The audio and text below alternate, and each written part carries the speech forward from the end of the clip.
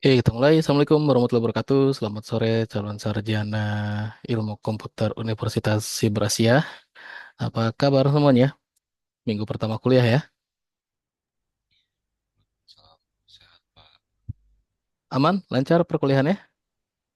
Amin, Pak. Oke.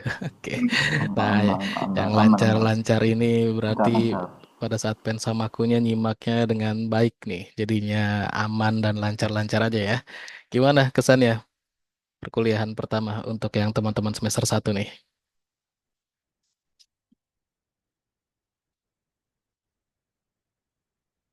Dengan model perkuliahan jenisnya online seperti ini ya, bukan offline. Kalau offline mungkin akan lebih banyak kesannya ya, karena bertemu langsung secara fisik, hadir di kelas, melihat fasilitas dan lain-lainnya. Nah, ini Siber Asia ini salah satu universitas yang modelnya full online learning.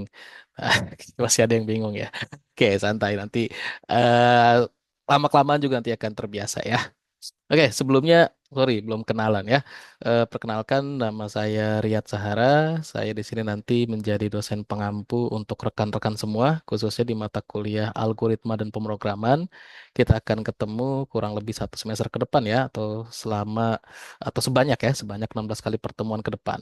Nanti kita akan bareng-bareng diskusi, bareng-bareng belajar mengenai ilmu komputer, khususnya di mata kuliah ini adalah di mata kuliah algoritma dan pemrograman basicnya dari pemrograman ya.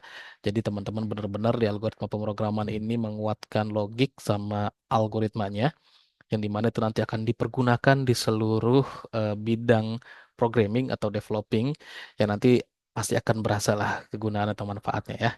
Nah, nanti kalau teman-teman yang lain sedang ada aktivitas lain, nggak apa-apa dipersilahkan ya. Nanti kan akan di-record nih, wah udah saya record ya. Dan nanti recordingnya akan di-share maksimal H+7 setelah pelaksanaannya. Dan nanti bisa disimak juga di LMS. Jadi untuk yang tidak ikut juga nanti masih bisa menyimak apa sih yang dibahas di sinkronnya. Terus apa aja nih pertanyaan-pertanyaan dari rekan-rekannya dan penjelasan lebih lanjutnya apa dari materi perkuliahan yang dilaksanakan per sesi itu dengan diadakannya sinkron. Oke, jadi tetap aman, nggak akan ketinggalan ya. Oke, untuk perkenalan lebih lanjutnya kayaknya itu aja ya. Nama saya sudah cukup. Jadi tidak ada komponen profil atau profil pribadi yang wah-wah banget ya, standar aja. Saya dosen tetap, salah satu dosen tetap di Prodi Informatika Unsia ya. Oke, ini teman-teman mungkin sudah akses LMS-nya. Saya share mengenai LMS ya. Oh, betul. Saya buka salah satu kelasnya yang IF102 ya.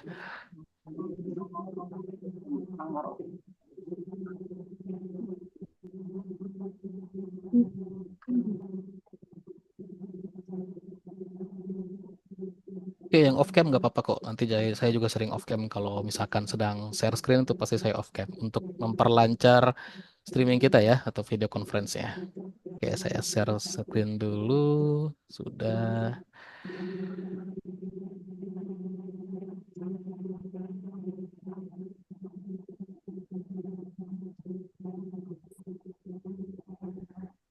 Nah, ini sekaligus menjawab beberapa rekan-rekan kita yang bingung dan sekaligus untuk pengantar di LMS itu kegiatan rekan-rekan itu ngapain aja ya. Walaupun sudah pernah sebelumnya disosialisasikan pada saat pensamaku, tapi nggak ada salahnya kalau misalkan di sini saya ingatkan lagi, dihimbau lagi biar teman-teman nggak bingung apa aja aktivitas di LMS, apa yang harus dilakukan, apa aja tugas dan tanggung jawabnya teman-teman, kewajibannya apa, dan nanti akan mendapatkan haknya apa, kayak gitu ya. Oke, sorry, saya mute sebentar ya. Tadi ada suara apa itu?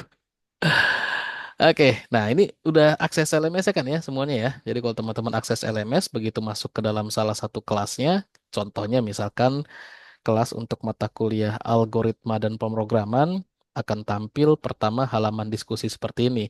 Jadi kalau misalkan teman-teman setiap buka kelas, sekali lagi contohnya, misalkan buka algoritma pemrograman.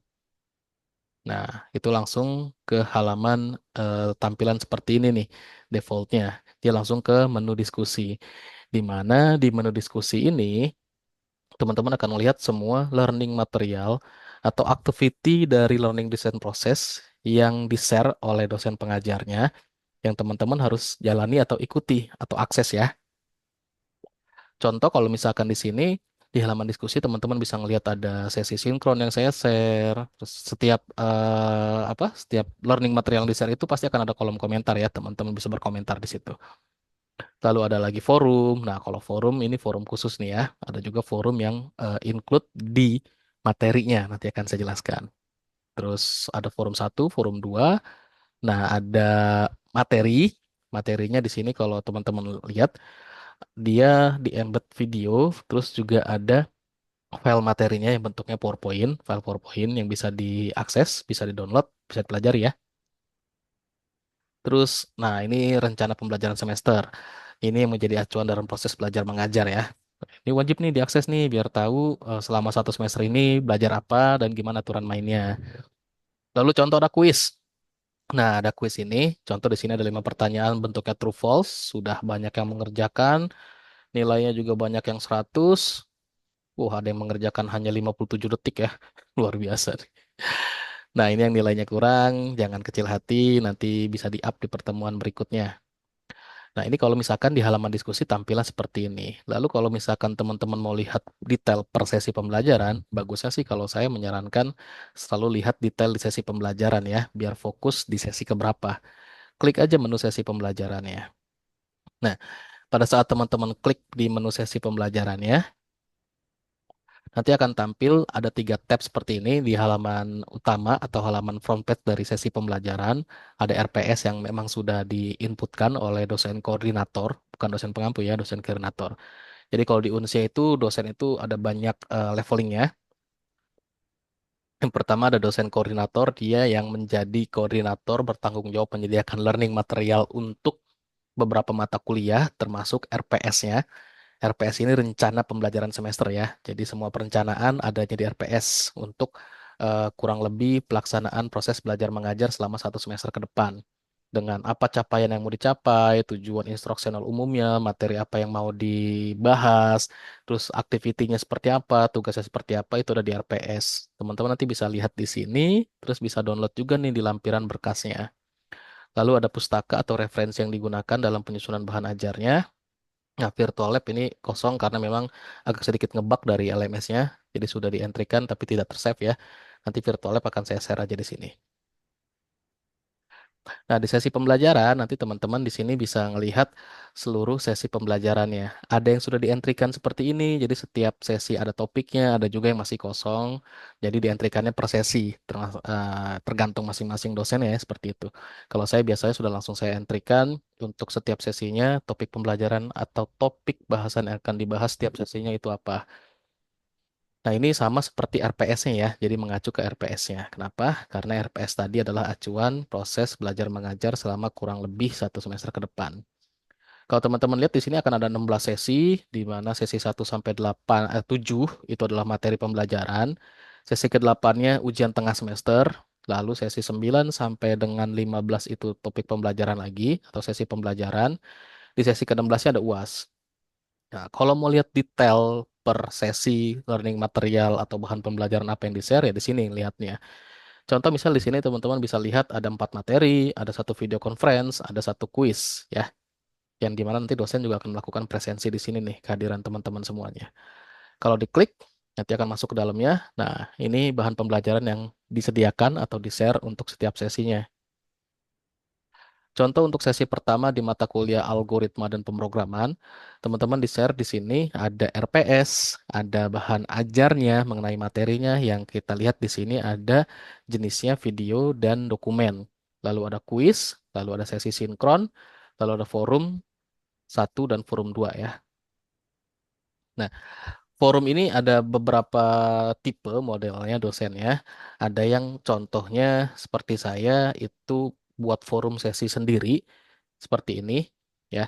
Jadi kalau misalkan kalian teman-teman cek ya di dalamnya, nah akan ada satu sesi forum tersendiri di mana di sini di catatan ada topik atau pertanyaan forumnya yang teman-teman wajib replay atau balas ya, mereply atau post jawaban dari forumnya. Tapi ada juga beberapa dosen yang forumnya itu contohnya biasanya ada di sini nih, di materi pembelajarannya, ya, dia sisipkan dokumen pembelajaran, terus nanti di sini ada pertanyaan forumnya juga. Nah, ada juga yang seperti itu. Terus ada lagi yang memang tidak ada sama sekali pertanyaan terkait materi yang di-share, artinya topik forum atau topik diskusinya tidak di-share. Nah, itu mahasiswa atau rekan-rekan ya, teman-teman semua, untuk aktif diskusi atau forumnya, gimana? Bertanya aja tentang materinya di kolom komentar. Nah, oke, jadi aktif forum atau aktif berdiskusi. Jadi ini sekaligus saya menjelaskan kegiatan asinkron teman-teman ya. Karena kan teman-teman waktu fans sama aku lalu dijelaskan model pembelajarannya ada dua tuh. Ada yang sinkron dan sesi asinkron ya. Jadi yang model pertama adalah sinkron, model yang kedua asinkron. Kalau model yang sinkron seperti ini, video conference ya atau sesi sinkron seperti ini yang dilakukan lewat fasilitas Zoom atau Jimit. Jadi ada dua fasilitas. Ada Zoom, ada Jimit, tapi dominan memang kebanyakan menggunakan Zoom ya. Nah, itu sesi sinkron. Dan sesi sinkron ini tidak wajib sebenarnya untuk diikuti oleh rekan-rekan mahasiswa. Dalam artian tidak wajib ini bukan berarti tidak diikuti sama sekali. Bagi yang ingin mendengarkan penjelasan langsung, berinteraksi langsung dengan pengajarnya, nah itu wajib sekali untuk ikut sesi sinkron. Tapi yang kalau punya aktivitas lain yang tidak memungkinkan untuk sesi sinkron, dipersilahkan atau diperbolehkan tidak mengikuti. Kenapa? Tadi yang sudah saya sampaikan sebelumnya, untuk setiap sesi sinkron, itu nanti dosennya akan wajib untuk record ya, yang nanti hasil recordnya atau recordingnya itu, hasil recordingnya itu nanti akan di-share di LMS maksimal H+7 setelah pelaksanaan sesi sinkron atau video conference ini. Jadi yang tidak ikut pun nanti akan bisa menyimak recording dari setiap sesi pembelajaran model sinkron yang dilaksanakan. Oke, terus sesi asinkronnya apa? Nah, sesi yang asinkron inilah yang menjadi parameter untuk menentukan presensi kehadiran rekan-rekan semua. Ada tiga activity ya, ada tiga activity yang dilakukan untuk bisa mendapatkan presensi kehadiran di dalam sesi asinkron. Sap, Kak.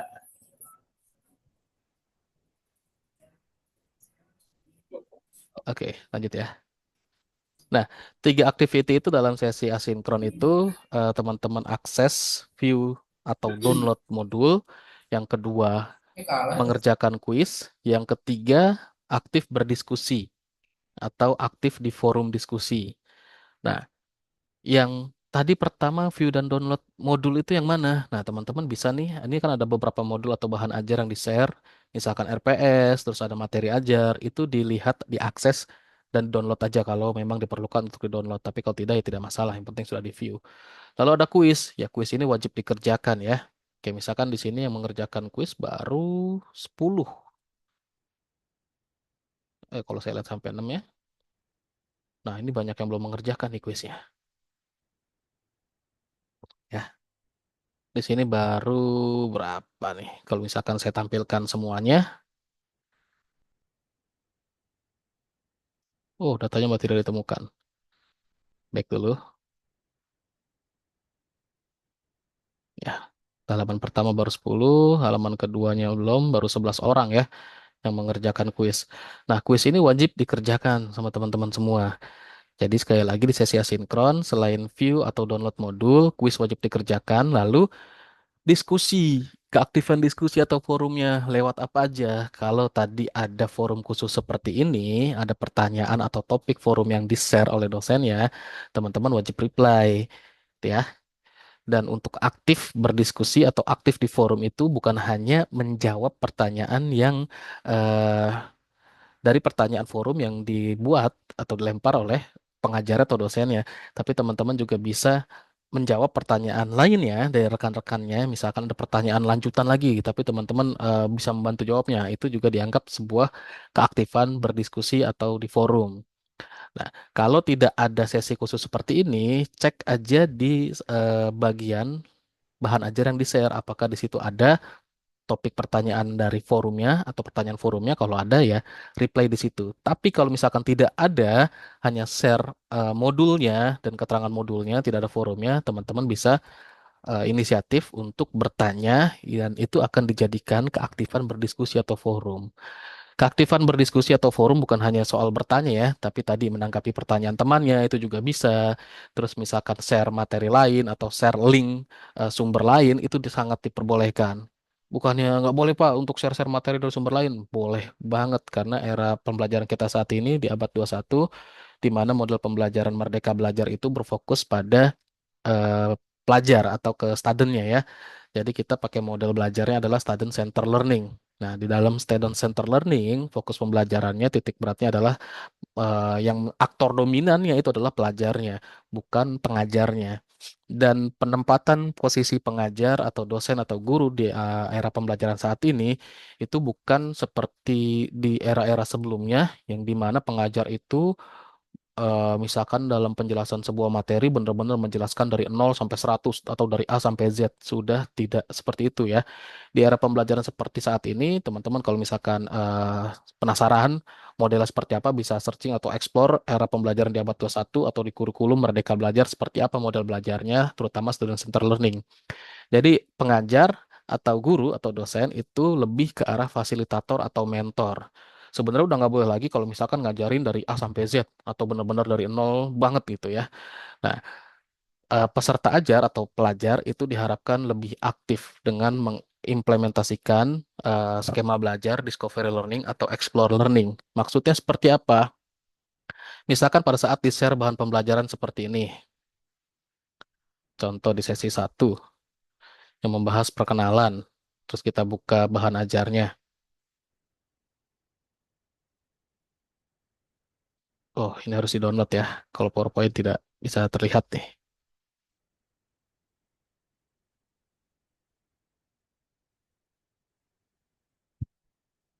Oke lah, misalkan sudah di-download ya. Misalkan sudah di-download, tampil seperti ini.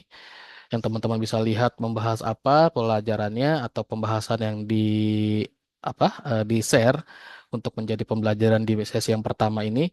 Nah, teman-teman nanti explore lagi ya, pakai model explore learning dan discovery learning karena banyak sekali sumber-sumber lainnya yang membahas pembelajaran yang sama. Tapi nanti akan ada pertanyaan, buat apa saya kuliah kalau misalkan saya disuruh searching-searching lagi? Ya nggak ini juga ya bukannya bermaksud teman-teman benar-benar harus jadi mandiri belajar lagi dan malah mengandalkan sumber-sumber lain di luar sumber dari universitasnya atau program studinya. Bukan, tapi memang diarahkan atau diharapkan agar pemahamannya bisa lebih meningkat, pemahamannya bisa lebih banyak, materinya bisa lebih kaya dengan eksplor materi-materi yang lainnya. Juga mencari-cari studi kasus dan coba untuk bereksperimental juga. Jadi tidak hanya satu saja bahan ajarnya. Karena kalau satu dan kita sudah cukup puas dengan apa yang sudah di-share di sini, yaitu kita sama aja membatasi diri sendiri, ya udah cuma tahu ini aja.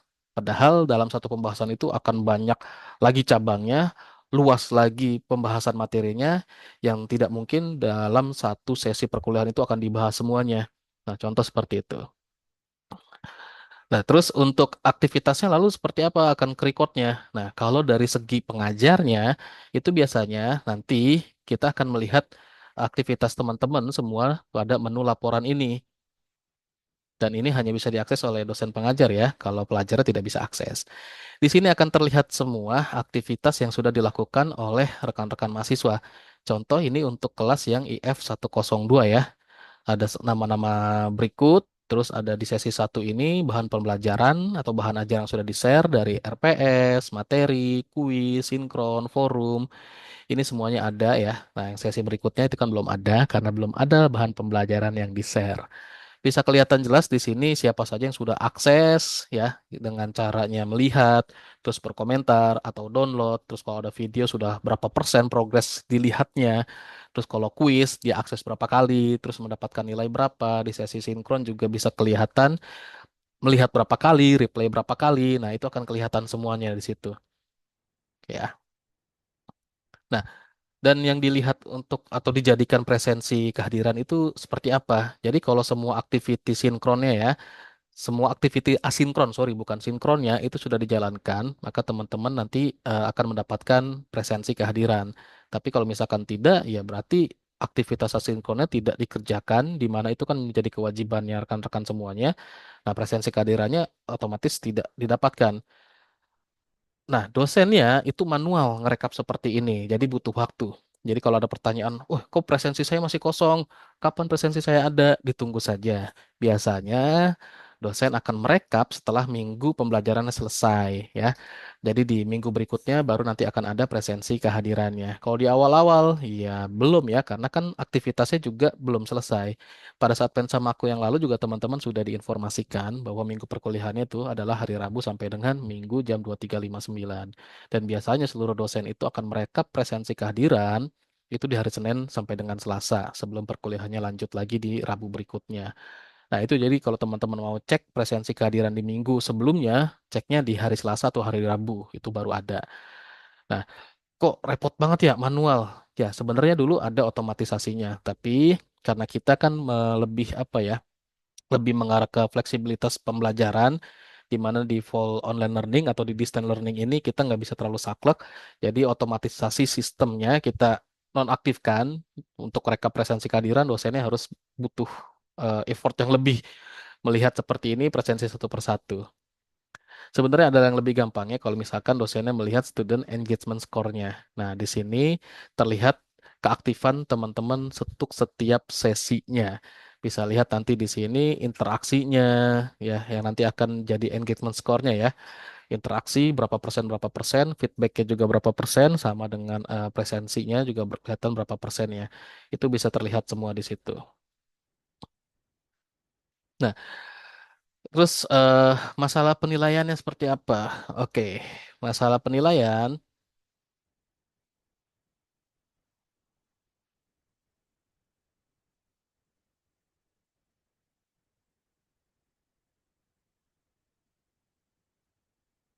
Nah, untuk bobot penilaian teman-teman, kalau teman-teman bisa lihat di sini di layar yang sudah saya share, teman-teman bisa lihat prosentasenya. Kehadiran itu 30%, bobotnya besar ya. Terus tugas 20%, UTS 20%, UAS 30%. Kehadirannya besar sekali.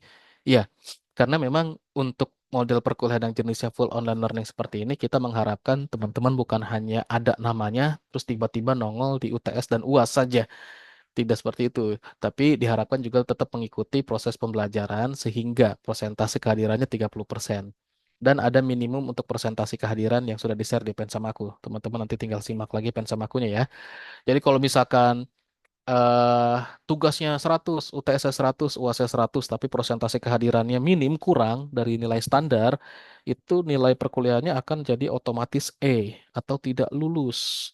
Ya, jadi sangat disayangkan kalau misalkan nilainya bagus tapi presensinya kurang.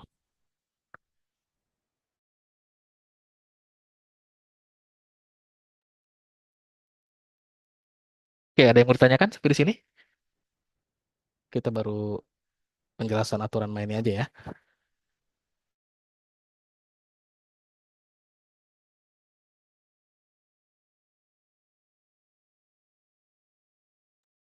Silakan kalau ada yang mau ditanyakan.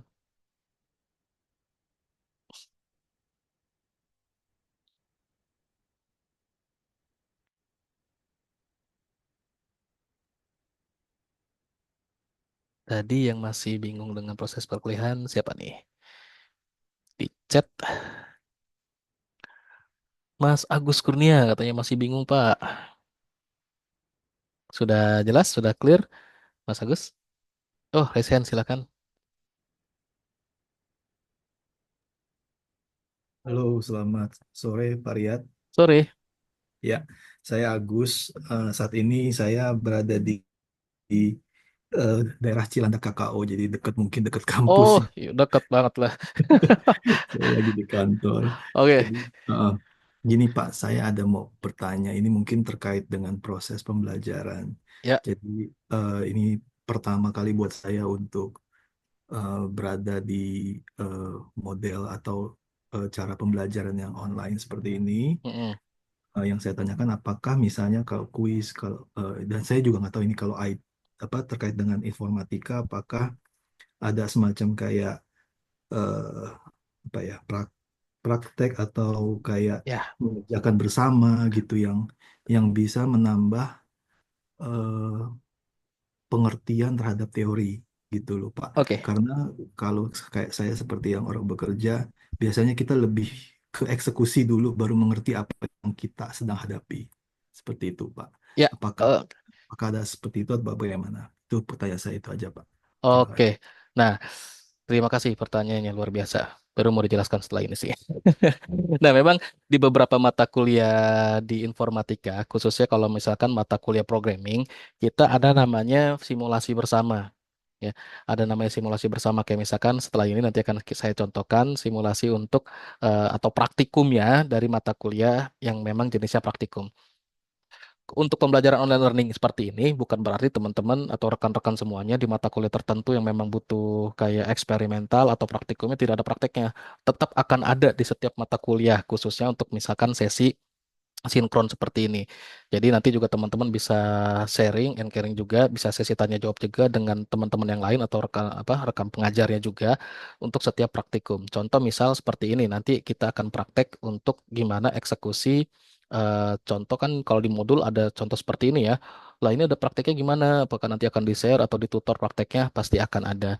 Lalu lebih lanjutnya lagi, tidak terbatas hanya pada setiap sesi pembelajaran untuk setiap mata kuliahnya. Di informatika itu ada satu himpunan mahasiswa yang namanya Himatika, dan di Himatika itu ada satu divisi yang untuk pengembangan kurikulum dan kompetensi. Nah, di situ akan banyak kegiatan untuk kayak apa ya? Kayak kalau di konvensional namanya kalau dulu sekolah ekskul, kalau di universitas UKM ya, unit kegiatan mahasiswa. Nah, nanti akan ada program-program belajar bareng atau webinar-webinar, workshop-workshop yang akan sering diadakan sama teman-teman Himatika yang teman-teman tuh wajib banget tuh kalau mau ikut.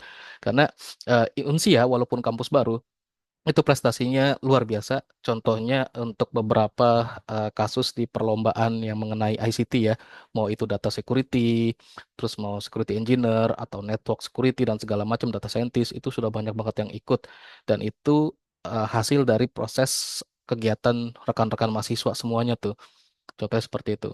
Jadi untuk Mas siapa tadi tuh Mas Agus, jangan khawatir untuk eksperimentalnya atau prakteknya itu pasti akan tetap ada untuk setiap mata kuliah, bahkan ditambahkan dengan kegiatan-kegiatan yang lainnya. Baik, terima kasih banyak Pak atas Oke, respon jawaban. Terima kasih. ya sama. Yang lain mungkin ada yang mau ditanyakan?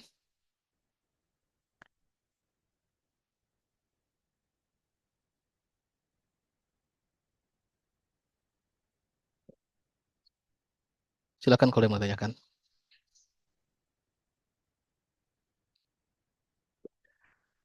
Kalau nggak ada mengenai pengantar perkuliahannya udah beres, kita masuk ke materi ya.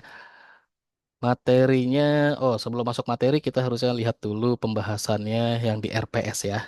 Jadi kalau teman-teman download tadi di sini nih, rencana pembelajaran semester, itu teman-teman download modul, sorry, berkasnya, RPS-nya, nanti bentuknya akan seperti ini.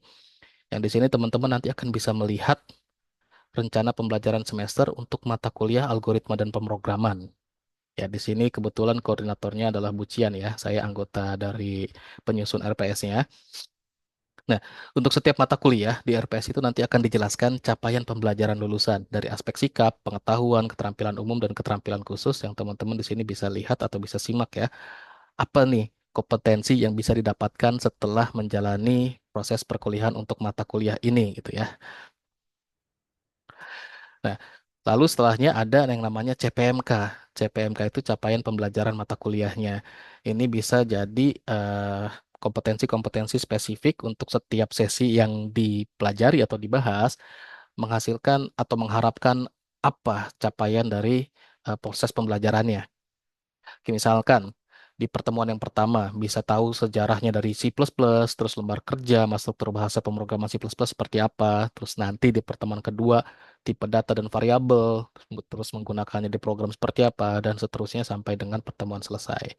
Nah, untuk komponen penilaiannya ini memang belum di-upgrade ya, belum di-update sesuai dengan yang terbaru, nanti akan diperbarui RPS-nya. Terus model pembelajarannya online learning dan lain-lain ya. Nah, terus di sini juga dijelaskan juga perangkat keras atau lab-nya apa. kita menggunakan tools berbasis web dalam membuat program bahasa C++. Nanti akan ada online compiler yang saya share, atau juga ada yang offline compiler juga, yang mungkin teman-teman sudah familiar dengan yang namanya VS Code ya. Nah, ini nanti akan saya tunjukkan ya. Dan di bawahnya itu detailing tiap minggunya, kemampuan akhir, belum taksonomi, materi pembelajaran, terus student center learningnya modelnya apa. Ini BL itu maksudnya blended learning ya. Terus deskripsi kuis dan segala macamnya sampai dengan kriteria penilaian, waktu durasi pembelajaran dan referensinya. Ini di RPS nanti teman-teman bisa simak secara mandiri ya. Oke, kita ke pertemuan pertama mengenai pengenalan bahasa C++. Dan di LMS juga saya share 2 topik diskusi. Yang ini sebenarnya teman-teman harusnya menjawab setelah akses bahan ajarnya ya. Mengerjakan kuis juga sama, akses dulu bahan ajarnya baru kerjain kuisnya. Jangan terbalik ya. Kalau terbalik ya nanti resikonya kurang optimal nilainya. Nah, ini berhubungan dengan eh, apa? Pembahasan di pertemuan pertama. Kayak misalkan di forum yang pertama, Tren C++, ditanyakan pendapat rekan-rekan semua dari bahasa C++ ini dan kesesuaiannya dengan tren pembuatan aplikasi di era sekarang. Yang kedua, ada pertanyaan mengenai pentingnya skill dalam penguasaan coding atau penguasaan algoritma. Nah, itu jadi pertanyaan forumnya. Yang itu bisa dijawab kalau sudah akses bahan ajarnya. Nah, untuk pengenalan bahasa C++ saya tidak menjelaskan terlalu panjang lebar karena tadi sekali lagi teman-teman harusnya diakses bahan ajarnya dan kita kalau sesi sinkron dimanfaatkan untuk diskusi atau langsung ke case study ya, atau studi kasus atau praktek atau praktikum atau eksperimentalnya. Oke, kalau C++ ini deskripsinya kalau teman-teman searching di web juga lebih banyak lagi, tapi kalau saya lebih menjelaskan misalkan di sejarahnya juga bisa diakses sendiri aja lah ya. Nah, saya mau menjelaskan tentang dari forum atau kuis ya. Nah, kayak misal contoh gini, kalau teman-teman akses salah satu materi di web dan teman-teman cek bahasa pemrograman C++, sejarah, fitur, kelebihan dan pengembangannya dalam industri, itu nanti akan banyak banget dibahas di situ. Yang kita bisa lihat di sini sejarah singkatnya juga ya udah kita skip aja, tapi teman-teman nanti bisa baca. Nah, fitur-fiturnya nih, C++ termasuk OOP, ya apalagi 4 karakteristik utama dari OOP juga dibahas di situ, dan lain-lain. Sintaksisnya nanti akan saya jelaskan sekaligus prakteknya ya. Terus kelebihannya, nah ini kelebihan yang harus kita pahamin. C++ ini kecepatan eksekusinya cepat ya dibandingkan bahasa program yang lain. Kita juga mengukur parameternya sulit juga, tapi dia cepat ya. Yang bisa mengukur itu ya si compiler sendiri. Lalu penggunaan sumber daya efisien, kontrol tingkat rendah, pustakanya ini banyak sekali, dan lain-lain ya untuk kelebihannya. Tapi ada kelemahannya juga memang. Untuk beberapa sumber menyebutkan C++ ini memang kurang cocok untuk pemula karena agak kompleks, agak ribet. Kalau teman-teman bandingkan dengan kayak Python ya jauh lah ya. C++ memang bukan bahasa pemrograman modern seperti Python atau R atau Golang dan segala macamnya. C++ ini ya bahasa lumayan udah lama banget, tapi masih dipakai untuk sampai saat ini gitu ya. Dan kalau saya memang kalau dari segi sudut pandang saya untuk bisa menguasai bahasa pemrograman yang lain dimulai dari ini dulu sih. Kalau saya sih seperti itu ya. Karena strukturnya walaupun kompleks, ribet, tapi kalau untuk ngasah algoritma enak sih di C++. Nah, jadi kalau ini juga menjawab pertanyaan di forum ya, lebih penting mana nguasain sintaksis coding atau algoritma? Kalau saya sendiri pribadi adalah menguasai algoritmanya. Nah, ini berhubungan dengan kalau teman-teman di semester ini ada namanya mata kuliah dasar pemrograman. Nah, dasar pemrograman itu teori atau konsepnya, algoritma dan pemrograman ini adalah praktikumnya dari teori atau konsep yang diajari di dasar pemrograman. Di dasar pemrograman dibahas mengenai logik sama algoritma. Logik ini teman-teman diminta untuk berpikir dari sebuah masalah, ada sebuah masalah dan gimana cara menyelesaikan masalahnya. Nah, algoritma ini berfungsi adalah sebagai langkah-langkah sistematis yang digunakan untuk menyelesaikan sebuah permasalahan secara runut, secara sistematika. Ada proses aritmatikanya di situ atau ada sistematikanya sehingga langkah-langkah dalam menyelesaikan masalahnya itu cepat dan tepat dan mendapatkan solusi dari permasalahan yang tepat pula. Nah, jadi kalau misalkan ditanya pentingan mana nih, ngafalin coding atau algoritma? Kalau saya sendiri lebih prefer algoritmanya sama logikanya dulu tuh yang dikuatkan. Masalah coding banyak banget di web sumbernya. Saya juga termasuk salah satu orang yang nggak hafal sintaks, nggak hafal keyword coding di semua bahasa pemrograman. Mustahil bagi saya untuk bisa menghafal semuanya. Jadi yang penting algoritmanya sudah diasah, algoritmanya matang. Saat kita mau terjemahkan ke dalam sebuah bahasa pemrograman untuk bikin sebuah aplikasi dan kita nggak tahu keywordnya, tinggal searching aja, banyak banget ya. Tapi kalau misalkan algoritma kan ini sulit di searching ya. Contohnya seperti itu. Terus pertanyaan mengenai tren C++, banyak banget C++ masih dipakai di pengembangan perangkat lunak, terutama game. Game-game AAA ini banyak banget yang dibangun dengan C++. Embed system, terus web browser kita yang kita gunakan, ini core engine-nya semuanya adalah C++. Pembuatan DBMS seperti MySQL, MongoDB juga dibuatnya dengan C++. Sistem operasi yang kita gunakan kayak misalkan macOS, Windows, Linux, terus Ubuntu, terus Android gitu ya, itu juga dikembangkan dengan C++ juga. C++ apalagi lebih optimal jika digunakan untuk grafika komputer dan aplikasi VR atau AR, virtual reality atau augmented reality. Nah, ini teman-teman nanti akan belajar VR dan AR di semester-semester akhir ya, di pengolahan citra atau di computer vision. Ya, terus untuk belajar C++, gimana? Apa prakteknya? Nah, ini sekaligus kita menjelaskan yang struktur bahasa program C++ ya. Teman-teman sebenarnya bisa download satu namanya software yang di bentar, yang bisa satu untuk semua ya, one for all software ini. Namanya VS Code. Nah, ini. Yang pertama ada VS Code. Yang kedua, kalau misalkan ada yang pakai Windows, bisa download dan install software yang namanya Turbo C++ atau Borland C++. Nah, ini banyak banget ya. Di Borland C++. Terus kalau yang lebih enak sebenarnya pakai yang Dev C++ aja. Dev C++. Nah, ini ada. Ini tinggal pakai ya. Tidak butuh banyak config. Kalau yang VS Code ini harus nambahin beberapa extension dan config yang saya sendiri ini akhirnya ada salah konflik, bentrok dengan konflik yang lain, entah kehapus atau gimana. Jadi C++ yang nggak running di sini.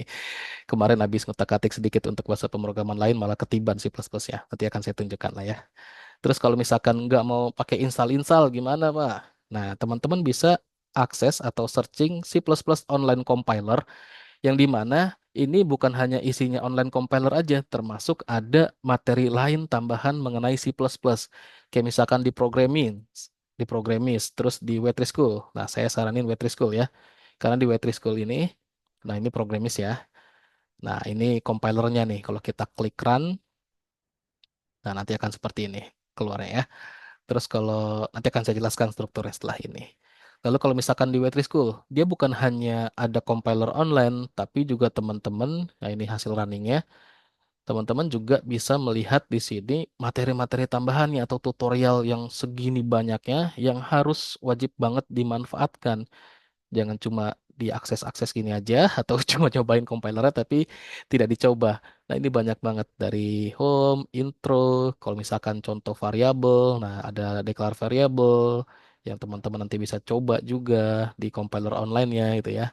Banyak sekali compiler online untuk C++. Terus nanti kalau mau save gimana? Ya tinggal kita save aja. Kayak misalkan saya juga ada salah satu yang recommended untuk online compiler GDB. Nah, ini nanti teman-teman kalau sudah ngetikkan semua kodenya bisa di save. Terus nanti kalau mau running lagi di online compiler tinggal upload aja. Nah, ini kalau untuk downloadnya ini ya. Oke, kita ke struktur bahasa program C++ dulu yang pertama lah ya. Kalau misalkan kita lihat modulnya di sini, ada beberapa struktur program dari bahasa C++. Yang pertama ada deklarasi header, header file atau preprocessor atau library-nya. Terus ada deklarasi-deklarasi kayak misalkan variabel yang jenisnya konstanta atau variabel global atau deklarasi fungsi atau deklarasi kelas yang ini nanti menyusul ya. Terus selalu pasti akan ada namanya program utama atau main function atau fungsi utama ya, fungsi main yang diawali dengan bentuknya seperti ini. Setiap fungsi itu ada kurung buka tutupnya. dan ada kurung kurawal seperti ini untuk menunjukkan isi dari fungsinya tersebut. Yang di dalam isinya fungsi tersebut, instruksi-instruksi yang akan dikerjakan atau statement-statement yang akan dikerjakan di dalam programnya. Nah, daripada kita ngeliatin teorinya, kita lihat contohnya aja. Ini file header nanti akan saya jelaskan belakangan ya, atau berbarengan dengan prakteknya.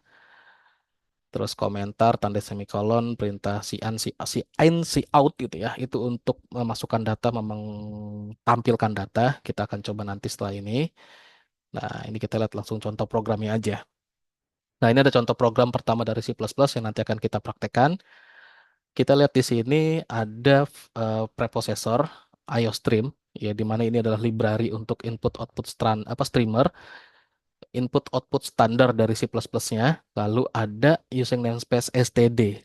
Nah, ini mendeklarasikan environment programnya menggunakan environment apa.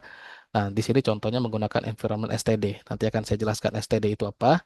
Yang di bawahnya di sini kita lihat ada main function atau fungsi utama. Di dalam main functionnya ini ada perintah untuk menampilkan ke layar. Cout itu adalah perintah untuk menampilkan ke layar. Contohnya menampilkan belajar bersama. Tapi di sebelum belajar bersama ada backslash n dan ini adalah keyword untuk enter. Jadi belajar bersama, terus ada lagi perintah untuk membuat program sederhana, enter lagi. Perintah yang ketiganya dengan bahasa C++. Nah, contohnya kita langsung praktekkan aja ya. Saya pakai online compiler dulu, karena kalau misalkan di VS Code saya ini agak error ya. Kalau di VS Code kita nggak bisa langsung bikin apa create folder baru ya, create folder baru, sorry, create file baru C++. Kita harus buka foldernya dulu. Nah, ini kemarin saya agak error karena saya setting untuk Java. Nah, ini contohnya saya open folder yang sudah pernah sebelum-sebelumnya ada untuk C++. Tapi ternyata pas saya saat running lagi ada config saya yang bentrok hingga library-nya nggak kebaca nih, library ininya. Makanya nanti akhirnya akan saya perbaiki dulu dan kita pakai sementara online compiler. Jadi ini kalau saya run kelihatan ada error tuh. Library saya tidak terbaca. Ya, kalau misalkan saya debug juga atau rinci C++ filenya, nah ini keterangan errornya. Nah, ini ya. Nah, ini karena extensionnya harus saya perbaiki lagi si extension C++-nya. Jadi ini nanti PR buat saya aja lah. Nah, di sininya juga tadi saya sudah coba untuk setting, ternyata tidak berhasil. Nanti akan saya setting ulang lagi aja. Kita close dulu, kita ke yang online compiler dulu yang lebih enak, lebih gampang ya. Nah, ini contoh di saya pakai yang di online GDB ya. Nah, ini kalau misalkan kita run, dia akan menampilkan hello world nih. Menampilkan hello world seperti ini. Kok agak beda ya? Kalau tadi ada namespace-nya, ini nggak ada. Nah, ini akan ada saya tunjukkan perbedaannya. Saya mau menampilkan lagi satu cetakan untuk, nah kalau si out pakai tanda untuk ininya ya, parameter untuk menandakan si out apa yang mau dicetak itu seperti ini. Tanda kurang dari 2 kali itu ya. Dan apa yang mau dicetak diapit oleh kutip 2 seperti ini. Misalkan saya cetak program C++ pertama dan terakhir juga ada enternya. Nah, sebenarnya untuk enter juga kita bisa pakai keyword endl. Nah, contoh seperti ini. Loh,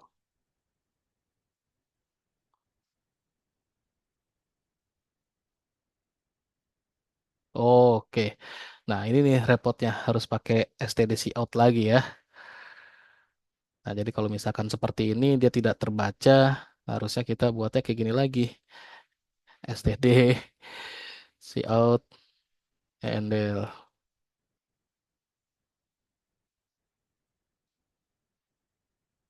Lah, ini lagi.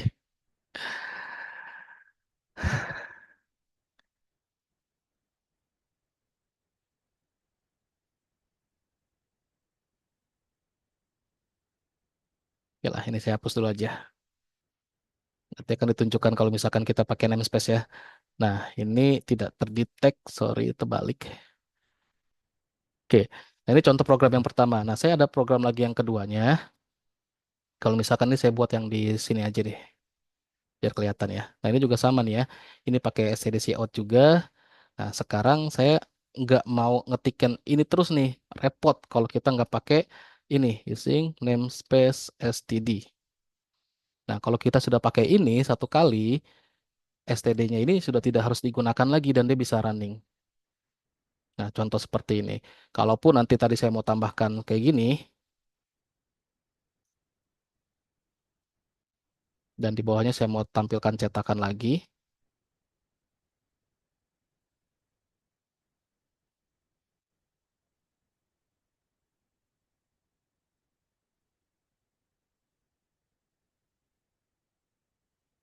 Nah, baru bisa enak ya.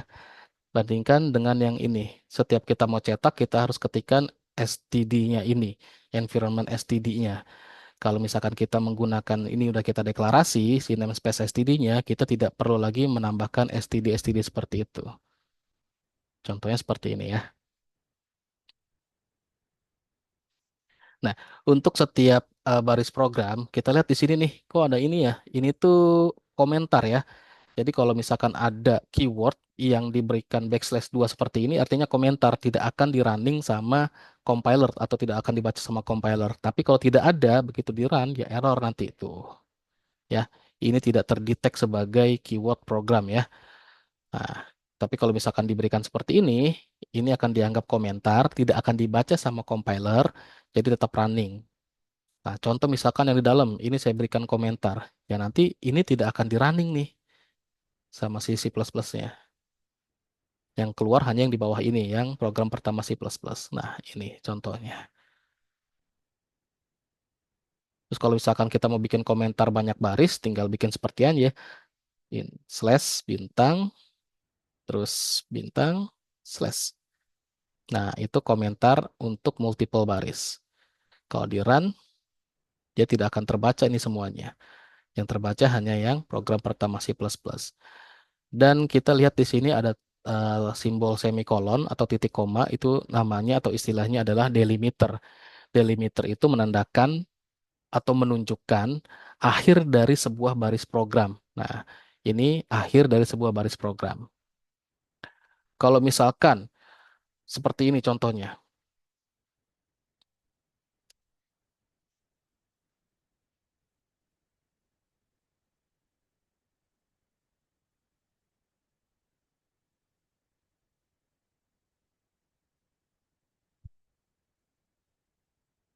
Nah, kalau teman-teman lihat ini terlihat seperti dua baris ya, tapi sebenarnya hanya satu baris. Kenapa? Karena delimiternya atau yang menandakan akhir dari sebuah baris program atau perintah itu cuma satu nih.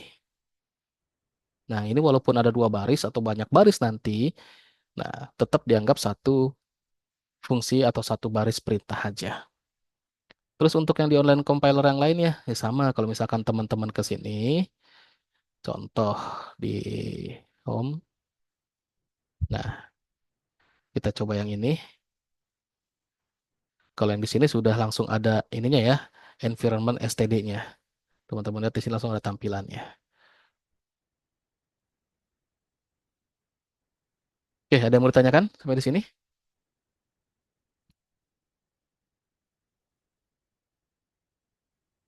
Jadi sekali lagi kalau mau yang download offline, silakan aja nanti kalau misalkan pengen pakai VS Code ya, cara running eh, C++ di VS Code. Nah, ini banyak banget nih cara instalasi C++ dengan Visual Studio Code ya. Jadi Visual Studio Code itu satu software untuk semua. Nanti teman-teman bisa untuk C++, bisa untuk pemrograman web, nanti bisa untuk Python, bisa untuk Java dan segala macamnya. Kayak misalkan contohnya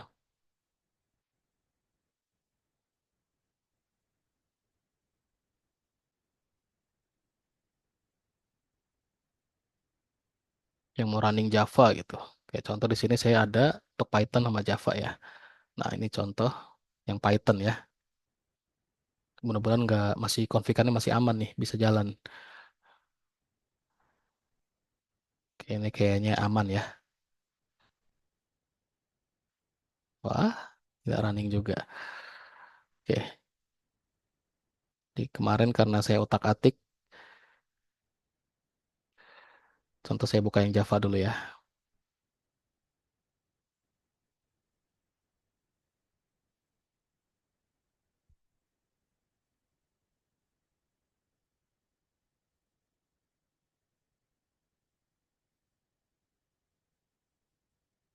Nah, ini contoh jalanin Java tuh.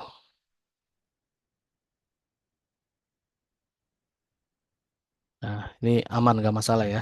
Kemarin karena saya lagi otak-atik untuk keperluan ngajar Java, akhirnya yang lain malah bentrok ya.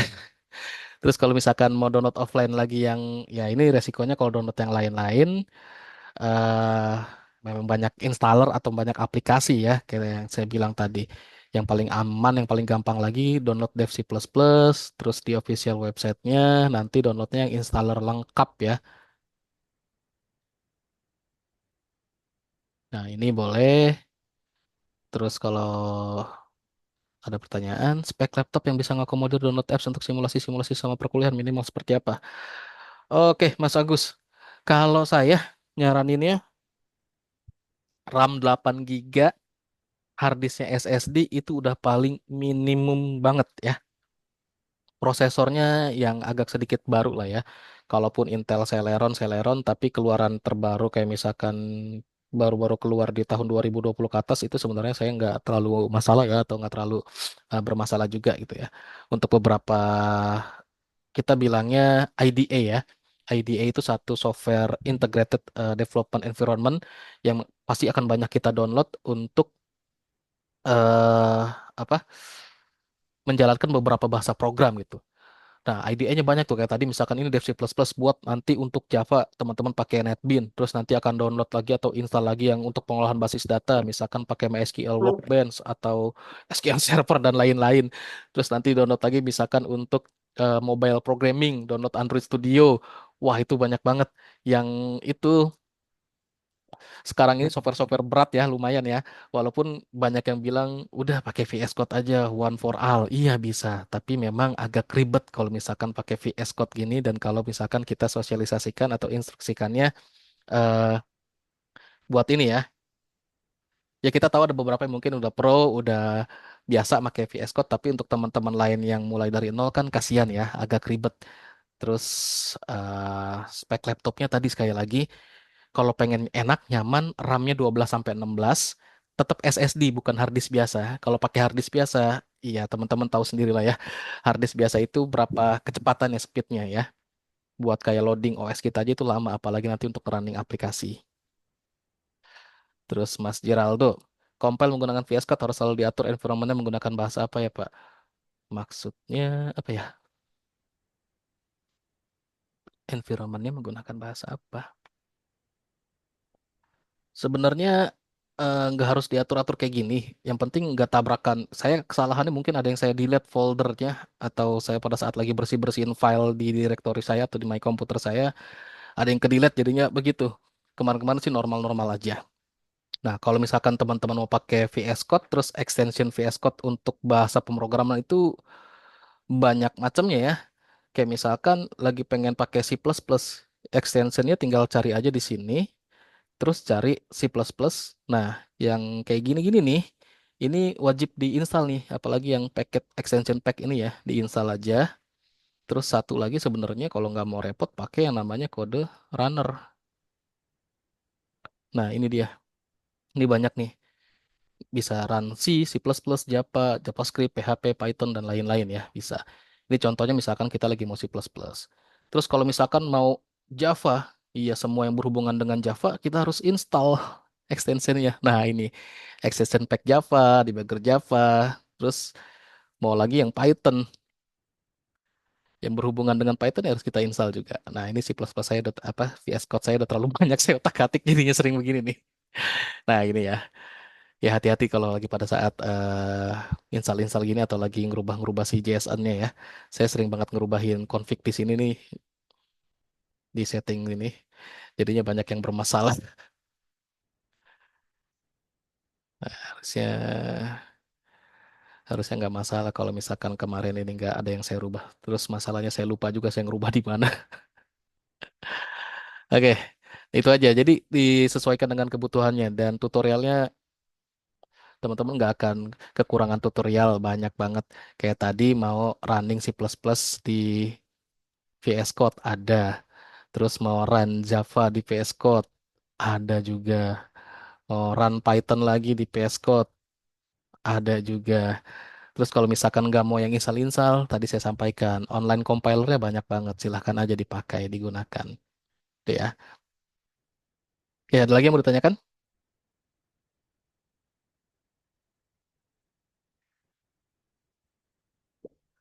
PR-nya untuk minggu depan, teman-teman siapkan online compilernya mau pakai apa. Jadi minggu depan itu kita simulasi atau praktek bersama. Dan saya mengharapkan teman-teman sudah mempelajari nanti modul yang sudah di-share sebelumnya, sebelum kita sesi sinkron atau video conference seperti ini. Jadi bisa simulasi bareng-bareng.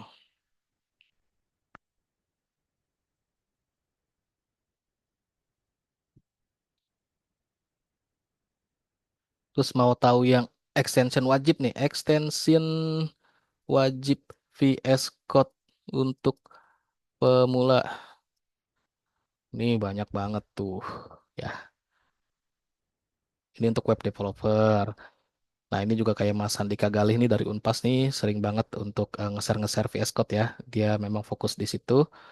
Boleh silakan diakses. Di Codepolitan ada nih ya.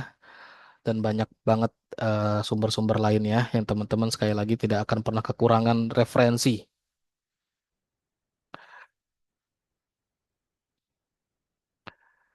Oke, ada yang mau tanyakan sebelum kita akhiri?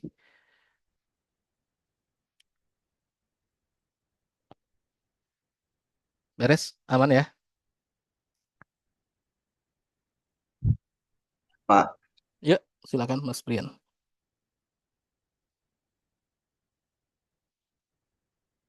Oh, Pak doang kira nanya. Pak, nanya Pak. Ya, silakan. Pak, kalau yang di Visual Studio Code itu harus nulis STD juga Pak, nanti di akhirnya. Ini sekali lagi kayak gini ya. Mungkin tadi nggak sampai. Oke, kelihatan ya. Nah, ini kalau yang seperti ini C++ ya. Kalau kita tidak deklarasikan ini ya, kita tidak deklarasikan.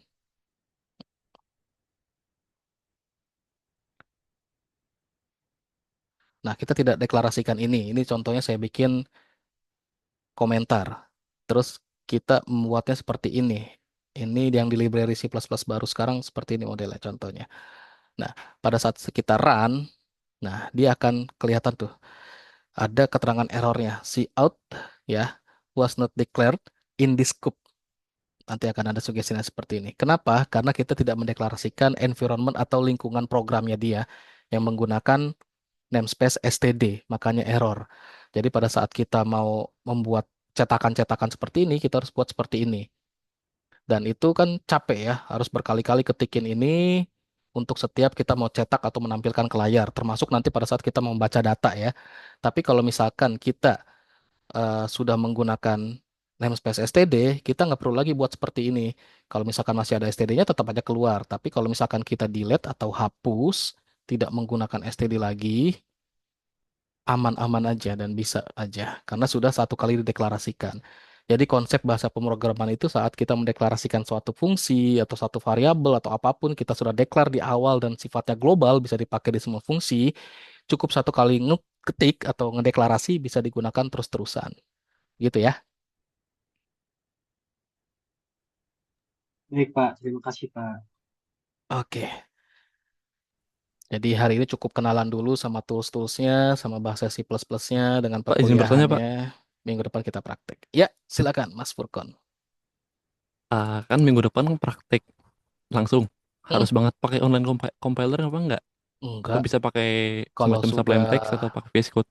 Oh, ada yang mau pakai Sublime Text atau VS Code. Iya, Wah, ini biasa pakai Sublime Text soalnya. ya, ini programmer lumayan udah lama nih biasanya ini pakai Sublime Text.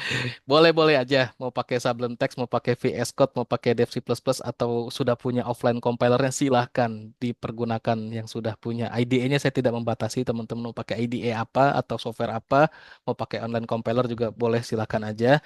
Dan yang namanya kita simulasi bersama itu minggu depan ya tidak harus semuanya wajib gitu ya. Yang pasti akan saya dulu simulasi, nanti teman-teman akan nyoba dan kita akan ada studi kasus yang itu nanti kalau misalkan ada error atau segala macam kita diskusi di situ. Begitu Mas Furkan. Oke, siap. Terima kasih, Pak. Ya, oke. Mantap masih menggunakan Sublime Text ya. Iya, berguna Ada soalnya. iya ada ekstensinya sekarang di VS Code ya, Iya, udah bisa diintegrasiin. Enak juga sih. Cuma kalau kebanyakan kayak saya bingung juga kalau banyak tools ya. kalau saya di luarnya sih mainnya di Sublime Text. Oh, Lebih iya. fleksibel. Betul betul betul betul. Iya. Sip Thank sip. you, Pak. Ya, tetap semangat dengan Sublime Text ya. Kangen juga saya udah lama nggak pakai. Ayo, ada lagi yang mau tanya silakan. Oke, kayak tadi Mas Oke, Put. Pak, izin bertanya. Boleh ya, silakan. Eh, Siapa nih? saya Geraldo, Pak. Oh, Geraldo. Berkaitan dengan yang deklarasi fungsi tadi. Tadi kan Mm-mm. kita bisa pakai using namespace ya untuk deklarasi fungsi global. Jadi kalau Mm-mm. misalnya ada fungsi-fungsi lain tuh, eh, mungkin bisa bentrok dengan fungsi ini, berarti kita eh, tidak bisa menggunakan using namespace ini ya. Harus eh input manual, gitu ini ya. sih sebenarnya setiap fungsi ya. Nanti kita akan belajar fungsi sebenarnya nanti ada di materi berikutnya ya, tapi ditanyakan di awal. Fungsi Oh, ini banyak udah. banget pembahasannya. Fungsi ada yang namanya fungsi override, terus ada yang fungsi overloading dan segala macam yang itu kalau contohnya tadi yang ditanyakan sama Mas ini Gerard, fungsi yang namanya sama, terus nanti kalau misalkan seperti itu tabrakan kita nggak bisa pakai lagi. Nah, itu ada juga tuh nanti akan pembahasan selanjutnya Oh, oke gitu oke. ya. Sabar aja, tenang aja. Nanti pelan-pelan nanti kan kita belajar semuanya. Setiap Iya. deklarasi fungsi yang pasti tadi ya konsep OOP itu ya tadi tuh contoh fungsi itu kan namanya modularisasi. Kita Ah, memodulkan atau mempecah program yang besar jadi kecil-kecil biar lebih mudah di maintenance, biar lebih mudah kita kembangkan. Kalaupun ada error tidak mempengaruhi keseluruhan program. Itu nanti fungsi seperti itu peranannya. Dan ada akan banyak jenis fungsinya lagi. Fungsinya juga nanti jenisnya ada yang fungsinya global, private, terus ada protect dan lain-lain. Sama halnya seperti variabel dan apapun itu dideklarasikannya, kita nanti sifatnya akan belajar juga. Nah, itu nanti pelan-pelan kita pelajari satu persatu aja, step by step. Nanti kan kita ulas juga ya, Mas. oke oke. Terima kasih Pak. Oke, Iya, thank you. sebenarnya karena tiba-tiba penasaran sih Pak. Kan Ah, logikanya kan kita memang nggak mau capek-capek apa namanya input nulis fungsi program. terus kan. Betul, betul. Nah, gimana ini kalau misalnya nanti tiba-tiba ada fungsi yang nggak bisa bentrokan gitu ya. Mm-mm. Penasaran aja sih Pak. Tuh. Oke, aman. Oke, terima kasih Pak ya. Oke, thank you pertanyaannya. Good. Nanti kita akan bahas di sesi fungsi. Nah, kalau teman-teman lihat, itu sesi fungsi ada di pertemuan keberapa ya? Kita coba lihat sesi pembelajaran fungsi. Nah, ini nih, di sesi ketujuh kita akan bahas tentang fungsi ya. Terus ada fungsi logika fungsi rekursif juga tuh. Nah, ini nanti fungsi ada dua pembahasan dari pertemuan ketujuh sama after UTS, pertemuan ke-9 kita akan bahas atau kita akan sama-sama diskusi tentang fungsi ya. Pokoknya basic-basic di sini akan kita pelajari. Memang kelihatannya kalau tampilannya cuma kayak di command prompt kayak di sini, ini C++ cuma running kayak di command prompt doang nih Pak. Ya memang C++ itu kebanyakan dipakai untuk back end. Kalau untuk kayak UI jarang ada yang pakai C++ ya. Dan C++ tadi sekali lagi kegunaannya hanya untuk back end, bukan untuk front end. Kalau front end ya pakai yang lain kayak Vue.js dan segala macam nih teman-teman kalau buka Waitress School banyak banget bahasa pemrograman apa yang mau dipelajari yang mau diekspor ini ada semuanya ya. Nah itu dia. Jadi jangan lupa tuh explore learning dan discovery learningnya sudah mulai diterapkan.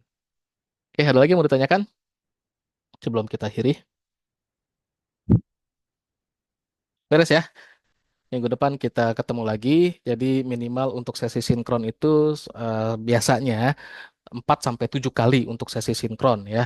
Yang wajib itu biasanya pertemuan satu, pertemuan 2, sebelum UTS sama sebelum UAS. Itu yang biasanya wajib tuh. Karena kenapa? Ya sebelum UTS menjelaskan UTS-nya nanti gimana, apa yang harus dikerjakan UTS-nya, UTS-nya bentuknya seperti apa, Sama halnya dengan yang sebelum UAS tadi. Kalau 1-2 ya wajibnya seperti ini buat pengantar.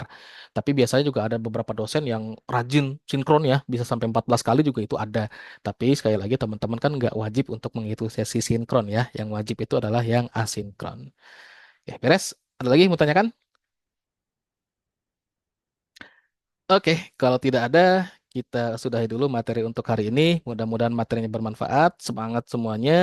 Eh, saya ucapkan terima kasih banyak sudah bergabung menjadi keluarga besar informatika di Universitas Asia. Kita sama-sama mencapai kesuksesan bersama, maju bersama. Terima kasih. Saya akhiri. Wabillahi taufiq wal hidayah. Assalamualaikum warahmatullahi wabarakatuh. Selamat sore semuanya. Sore Pak, terima kasih.